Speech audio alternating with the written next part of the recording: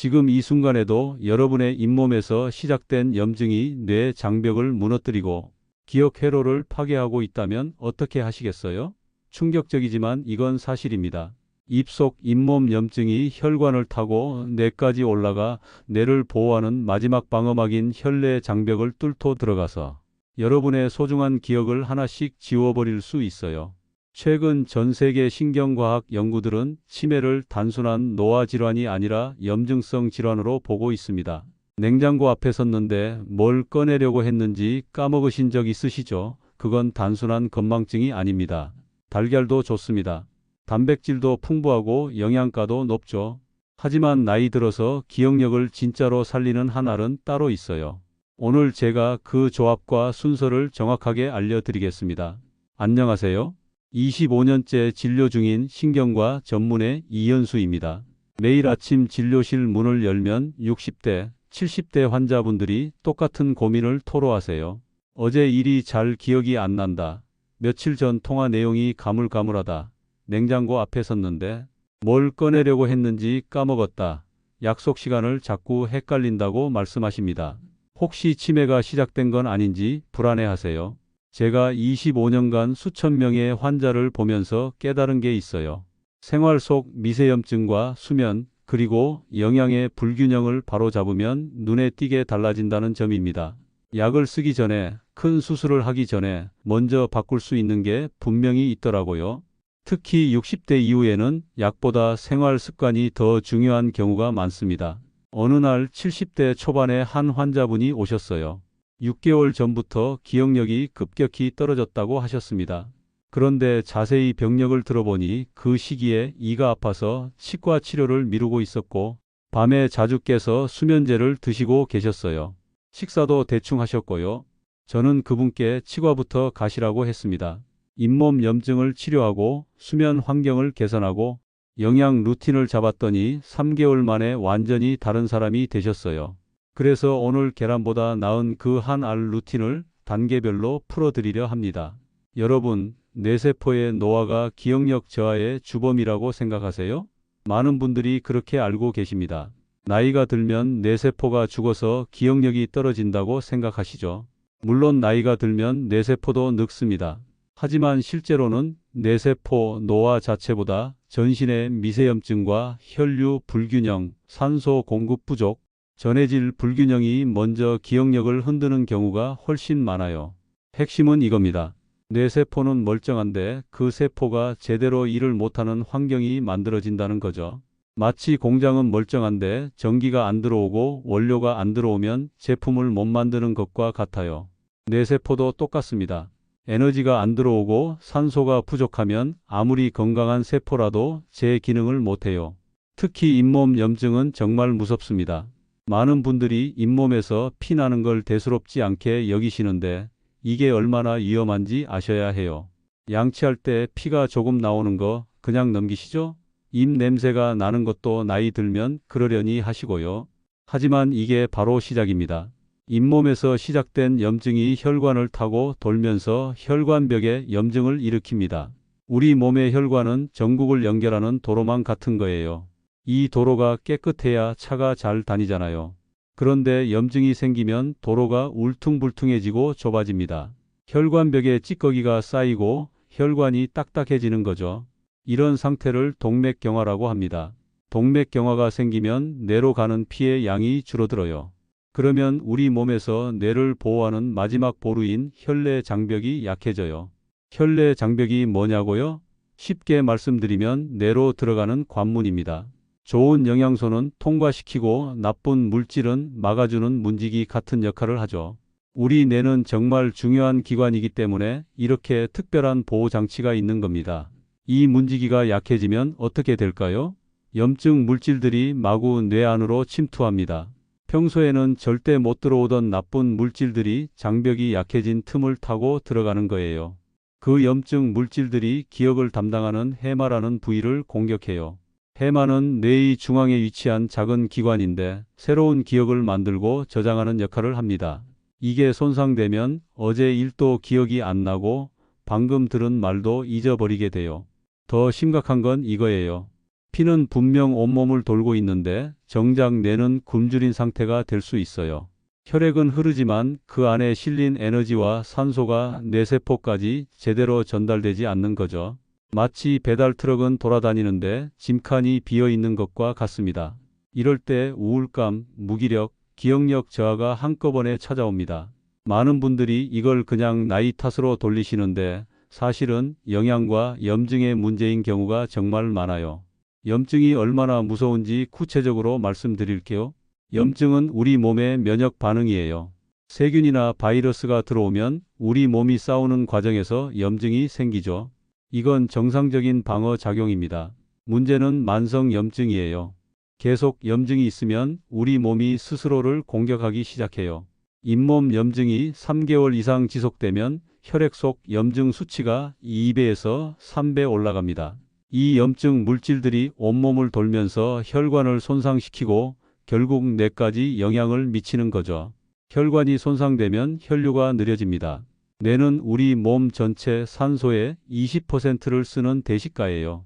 체중의 2%밖에 안 되는데 산소를 그렇게 많이 쓰는 겁니다. 그만큼 뇌는 산소에 민감해요. 산소 공급이 조금만 줄어도 바로 기능이 떨어집니다. 집중력이 흐려지고 판단력이 느려지고 기억력이 감퇴하게 됩니다. 이제 왜 이런 일이 벌어지는지 쉽게 풀어서 설명해 드릴게요. 먼저 활성산소라는 말 들어보셨죠? 이게 몸속에서 만들어지는 해로운 물질인데 혈관을 녹슬게 만듭니다. 쇠가 녹슬면 부서지기 쉽잖아요. 혈관도 똑같아요. 활성산소가 쌓이면 혈관이 딱딱해지고 좁아집니다. 활성산소는 우리 몸이 에너지를 만들 때 자연스럽게 생기는 부산물이에요. 마치 차가 달리면 배기가스가 나오는 것처럼요. 젊을 때는 우리 몸이 이 활성산소를 빠르게 처리합니다. 그런데 나이가 들면 처리 능력이 떨어져요. 그래서 활성산소가 쌓이는 겁니다. 이게 쌓이면 세포막을 공격하고 DNA를 손상시키고 단백질을 변형시켜요. 그러면 뇌로 가는 피의 양이 줄어들고 당연히 뇌의 전달 속도도 느려지는 거죠. 이름을 떠올리는데 시간이 걸리고 말이 혀끝에서 맴도는 이유가 바로 이겁니다. 신경신호가 1초에 100m 가야 하는데 50m밖에 못 가는 상황이 되는 거예요. 그럼 어떻게 해야 할까요? 좋은 지방을 드셔야 해요. 여러분, 놀라실 수도 있는데 우리 뇌의 약 60%가 지방 성분이거든요. 뇌는 지방 덩어리라고 해도 과언이 아닙니다. 그래서 좋은 지방은 뇌의 윤활유 역할을 합니다. 올리브 오일, 아보카도 오일 같은 건강한 기름이 세포막을 유연하게 만들어서 신경신호가 빠르게 전달되도록 도와주는 거예요. 세포막은 세포를 감싸는 껍질인데 이게 지방으로 되어 있습니다. 좋은 지방을 먹으면 이 껍질이 부드럽고 유연해져요. 그러면 영양소가 세포 안으로 쉽게 들어가고 신호도 빠르게 전달됩니다. 반대로 나쁜 기름, 트랜스 지방 같은 걸 먹으면 세포막이 딱딱해집니다. 마치 플라스틱처럼 딱딱하고 깨지기 쉬운 상태가 되는 거예요. 그러면 신호가 끊기고 느려지죠. 튀김, 과자, 마가린 이런 음식에 트랜스 지방이 많이 들어 있습니다. 전해질도 정말 중요해요. 전해질이 뭐냐고요? 쉽게 말하면 몸속 물의 균형을 맞춰주는 소금기, 미네랄이라고 보시면 됩니다. 나트륨, 칼륨, 마그네슘, 칼슘 이런 것들이죠. 이게 우리 몸에서 전기 신호를 전달하는 역할을 해요. 우리 뇌는 전기로 작동합니다. 신경세포가 서로 신호를 주고받을 때 전기 신호를 쓰는 거예요. 이 전기 신호가 만들어지려면 전해질이 필요합니다. 나트륨이 세포 안으로 들어가고 칼륨이 나오면서 전기가 만들어지는 겁니다. 이게 모자라면 어떻게 될까요? 마치 전기가 새는 전선처럼 신경신호가 흐릿해져요. 명령이 제대로 전달되지 않습니다. 기억을 꺼내오라는 신호를 보내도 흐릿하게 도착하는 겁니다. 특히 마그네슘이 중요해요. 마그네슘은 300가지가 넘는 체내 효소 반응에 관여합니다. 에너지를 만들 때도 필요하고 단백질을 합성할 때도 필요하고 근육을 이완시킬 때도 필요해요. 그런데 60대 이상 어르신들의 70%가 마그네슘 결핍이라는 연구가 있습니다. 식사량이 줄고 흡수율이 떨어지고 약물 복용으로 배설이 늘어나서 그래요. 그리고 수면이 정말 중요합니다. 제가 환자분들한테 제일 먼저 물어보는 게 잠을 얼마나 주무시냐는 거예요. 왜냐하면 우리 뇌에는 글림프 시스템이라는 게 있거든요. 이게 뭐냐면 뇌의 하수도 같은 겁니다. 우리 몸에는 림프계라는 하수도 시스템이 있어요. 노폐물을 모아서 배출하는 역할을 하죠. 그런데 뇌에는 림프관이 없습니다. 대신 글림프 시스템이라는 특별한 청소 시스템이 있어요. 낮 동안 뇌를 쓰면서 생긴 찌꺼기들, 특히 치매를 일으킬 수 있는 아밀로이드 같은 독성 단백질들이 쌓이는데 이걸 깊은 잠을 자는 동안에 씻어낸다는 거예요. 깊은 잠을 자면 뇌세포가 수축해요. 그러면 세포 사이에 공간이 생깁니다. 그 공간으로 뇌척 수액이 흘러 들어가서 찌꺼기를 씻어내는 거죠. 마치 길거리를 청소하는 물차처럼요. 이 청소가 밤새 일어납니다. 그래서 아침에 일어나면 머리가 맑은 거예요. 그래서 잠을 설치면 뇌에 찌꺼기가 그대로 남아요. 다음 날 머리가 무겁고 멍한 이유가 바로 이겁니다. 하루 이틀은 괜찮아요. 그런데 이게 몇 달, 몇 년 쌓이면 어떻게 될까요? 뇌에 아밀로이드가 쌓여서 치매 위험이 높아집니다. 실제로 수면 장애가 있는 사람은 치매 발생 위험이 1.5배에서 2배 높다는 연구가 많아요. 비타민만큼이나 숙면이 중요해요. 비타민 B군에 대해서도 말씀드릴게요. B군은 뇌의 에너지 공장을 돌리는 스위치예요. 우리 몸의 세포 안에는 미토콘드리아라는 에너지 공장이 있거든요. 여기서 에너지를 만드는데 비타민 B군이 없으면 공장이 제대로 안 돌아갑니다. 미토콘드리아는 우리가 먹은 음식을 ATP라는 에너지로 바꿔주는 발전소예요. ATP는 우리 몸의 에너지 화폐라고 보시면 됩니다. 모든 활동에 ATP가 필요해요. 숨 쉬는 것도, 심장이 뛰는 것도, 생각하는 것도 전부 ATP를 씁니다. 특히 뇌는 ATP를 엄청나게 많이 씁니다. 그래서 비타민 B군이 부족하면 뇌가 제일 먼저 타격을 받아요. 특히 니아시나마이드, 그러니까 비타민 B3는 집중력, 기억력, 기분 조절에 관여해요.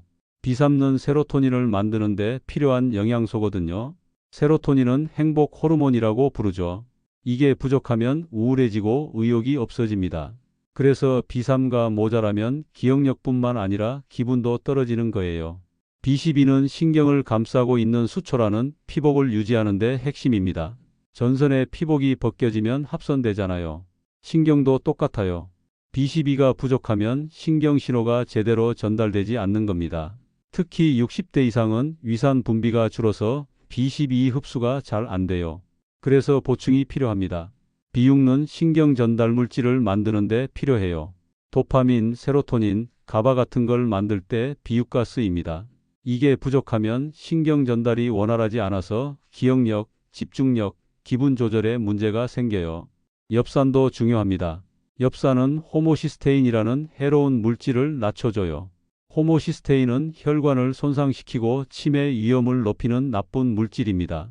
엽산을 충분히 먹으면 이게 낮아져요. 제가 실제로 진료실에서 경험한 사례 2가지를 자세히 말씀드릴게요. 첫 번째는 68세 김순자 님이셨습니다. 잇몸에서 자주 피가 나고 입이 마르다고 하셨어요. 아침에 일어나면 입안이 바짝 말라서 물을 벌컥벌컥 마신다고 하셨습니다. 밤에도 자꾸 뒤척이면서 잠을 설친다고 했어요. 그러니까 낮에는 멍하고 집중이 안 된다고 하시더라고요. 더 심각한 건 기억력이었어요. 며느리가 아침에 부탁한 일을 점심때 까먹고 친구와 약속을 잡고도 날짜를 헷갈려서 안 나가신 적도 있대요. 시장에 가서 뭘 사려고 했는지 잊어버려서 빈손으로 오는 일도 잦았고요. 이러다가 치매 오는 거 아니냐고 불안해 하셨어요.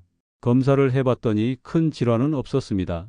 뇌 MRI도 정상이고 혈액 검사도 큰 이상은 없었어요. 다만 비타민 D가 좀 낮았고 마그네슘도 정상 범위 하한선이었습니다. 그래서 생활 습관을 바꿔보자고 제안했죠. 먼저 구강 관리를 철저히 하셨어요. 치과에 가서 스케일링을 받고 잇몸 치료를 시작하셨습니다. 집에서는 양치를 하루 3번, 치실을 하루 1번 꼭 쓰셨어요. 가글도 하루에 2번 아침 저녁으로 하셨습니다.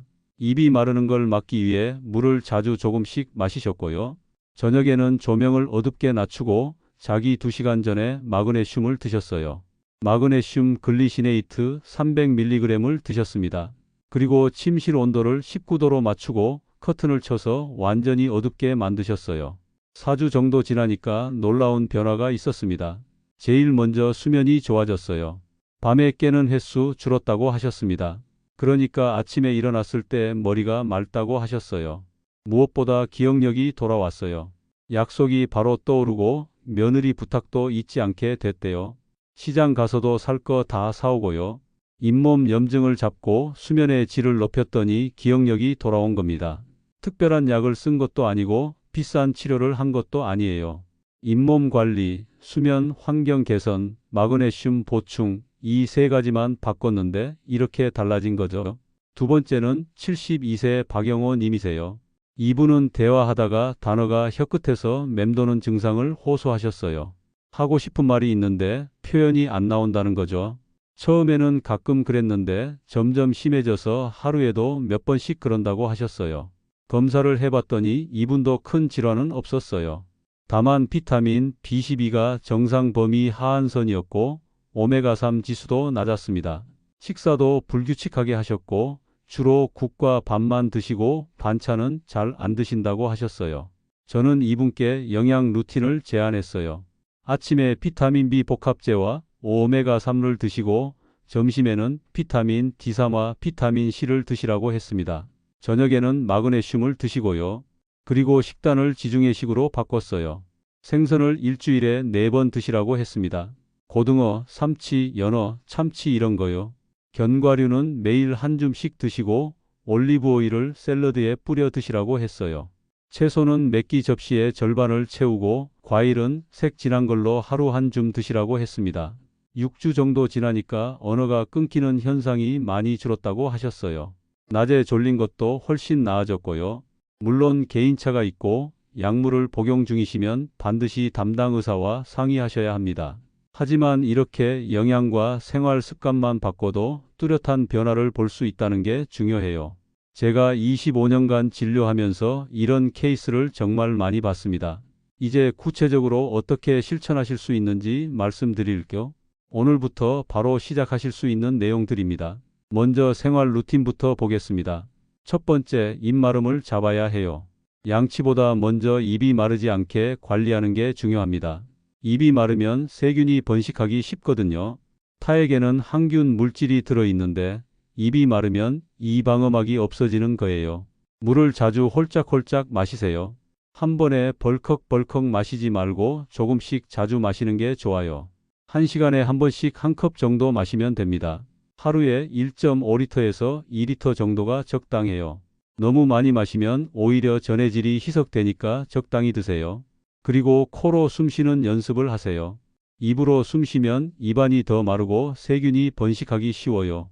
특히 주무실 때 입을 벌리고 주무시는 분들 많으신데 이게 정말 안 좋습니다. 코로 숨쉬는 습관을 들이세요. 낮에 의식적으로 코로 숨쉬는 연습을 하시면 밤에도 자연스럽게 코로 숨쉬게 됩니다. 잠들기 2시간 전에는 가벼운 가글을 해주시면 좋습니다. 너무 강한 가글은 오히려 입안에 좋은 균까지 죽일 수 있으니까 순한 걸로 하세요. 물에 소금 한 꼬집 넣어서 가글해도 좋아요. 두 번째, 수면 청소 타임을 만드세요. 잠이 정말 중요합니다. 글림프 시스템이 작동하려면 깊은 잠을 자야 해요. 저녁은 가볍게 드시고 자기 3시간 전에는 식사를 마치세요. 배가 부르면 잠이 안 옵니다. 소화하느라 몸이 바쁘거든요. 저녁은 밥 한 공기에 국, 반찬 정도로 가볍게 드세요. 조명은 노란 불로 낮추세요. 밝은 흰 불은 뇌를 각성시킵니다. 저녁 7시 이후에는 집안 조명을 어둡게 하는 게 좋아요. 그래야 멜라토닌이 분비되기 시작합니다. 멜라토닌은 수면 호르몬인데 어두워지면 나오기 시작해요. 잠들기 1시간 전에는 휴대폰, 텔레비전 화면을 꺼야 해요. 스마트폰의 블루라이트가 수면 호르몬인 멜라토닌 분비를 방해하거든요.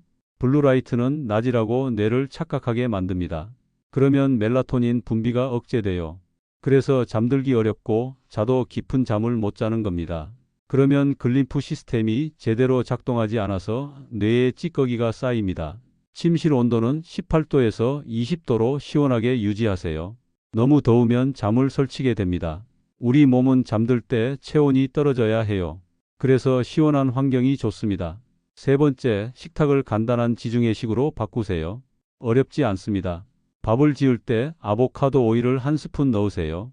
아보카도 오일은 발연점이 높아서 가열에도 괜찮아요. 불포화 지방산이 많아서 혈관 건강에 좋고요. 샐러드에는 엑스트라 버진 올리브 오일을 뿌리세요. 올리브 오일은 가열하지 말고 생으로 드시는 게 좋아요. 단백질은 4가지를 번갈아 드세요. 달걀, 두부, 생선, 콩입니다. 매일 똑같은 걸 먹지 마시고 돌아가면서 드시는 게 중요해요. 달걀은 하루 1개에서 2개 정도가 적당합니다. 완전 식품이라고 불릴 만큼 영양이 풍부하죠. 노른자에는 레시틴이 들어있는데 이게 뇌 건강에 좋습니다. 생선은 일주일에 3번 이상 드시면 좋고요. 특히 고등어, 삼치, 연어 같은 등푸른 생선이 좋아요. 오메가3가 많이 들어있거든요. 생선 한 토막이 100g 정도인데 한 끼에 한 토막씩 드세요. 두부는 반모를 드시면 되고 콩은 1컵 정도요. 콩에는 이소플라본이 들어있는데 이게 뇌 건강에 도움이 됩니다. 과일은 색이 진한 걸로 한 줌만 드세요. 블루베리, 포도, 석류, 라즈베리 같은 것들이죠. 이런 과일에는 안토시아닌이라는 성분이 들어있는데 이게 뇌를 보호하는 방패 역할을 합니다. 활성산소를 막아주는 거예요. 하지만 너무 많이 드시면 당이 올라가니까 한 줌, 그러니까 100g에서 150g 정도만 드세요. 블루베리는 20알에서 30알 정도가 한 줌이에요. 채소는 몇 끼 접시의 절반을 채우세요. 특히 녹황색 채소가 좋습니다. 시금치, 케일, 브로콜리, 당근, 파프리카 이런 거요. 이런 채소에는 비타민, 미네랄, 항산화 성분이 풍부해요. 하루 300g에서 400g 정도 드시면 됩니다. 네 번째, 전해질 균형을 맞추세요. 생수를 벌컥벌컥 너무 많이 마시지 마세요. 오히려 몸속 전해질이 희석될 수 있어요. 물을 한꺼번에 많이 마시면 혈액이 묽어지면서 나트륨 농도가 떨어집니다. 그러면 세포가 부풀어 오르고 심하면 저나트륨혈증이 올 수 있어요. 땀을 많이 흘린 날은 국물이나 발효식품으로 짜지 않게 보충하시면 됩니다. 된장찌개, 미역국, 김치 이런 걸로 자연스럽게 드시는 거죠.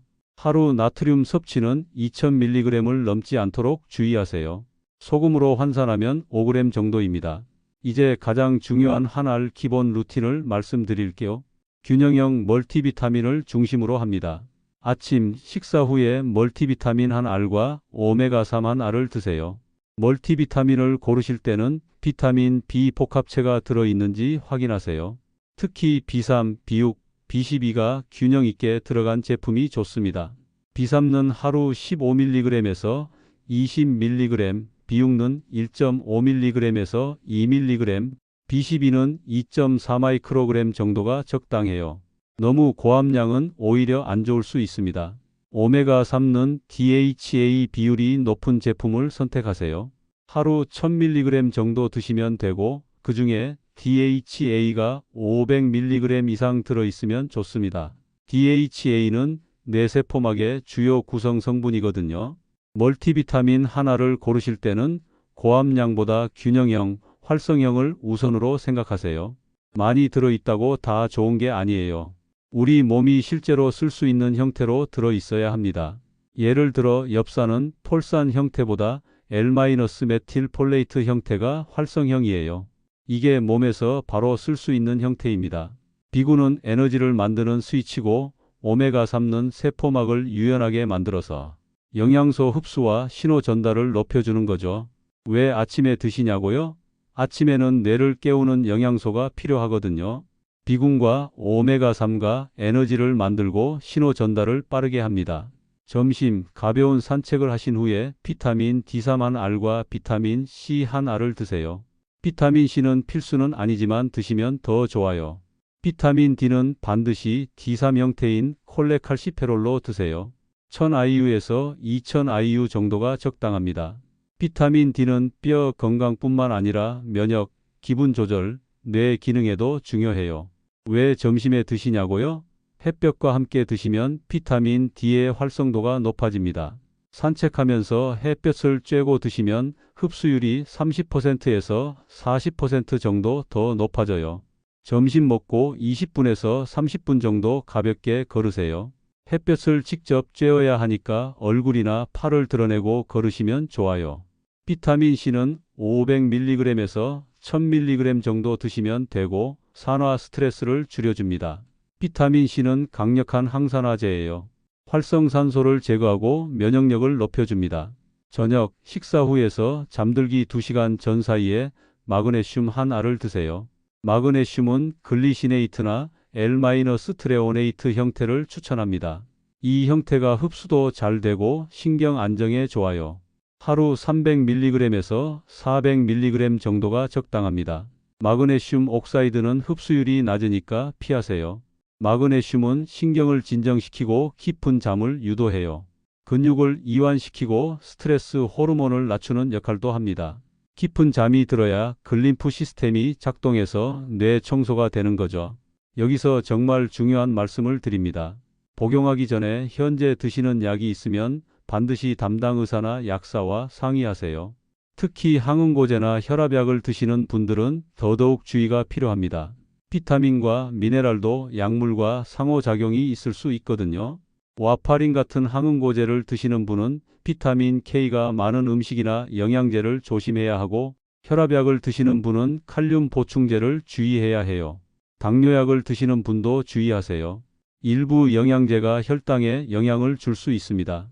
심장약, 갑상선약을 드시는 분들도 꼭 상의하세요. 이 루틴을 왜 이렇게 나눠서 드시냐고요? 이유가 있습니다. 아침에는 뇌를 깨우는 영양소가 필요해요. 비군과 오메가3가 에너지를 만들고 신호 전달을 빠르게 합니다. 하루를 시작하는 시간이니까 활력을 주는 영양소가 필요한 거죠. 점심에는 햇볕과 함께 비타민 D를 활성화시키고 산화 스트레스를 막아줍니다. 낮 시간 활동을 도와주는 영양소예요.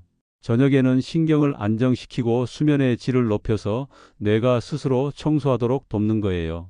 밤에는 휴식과 회복이 필요하니까 진정 효과가 있는 영양소가 좋습니다. 물론 개인차는 있습니다.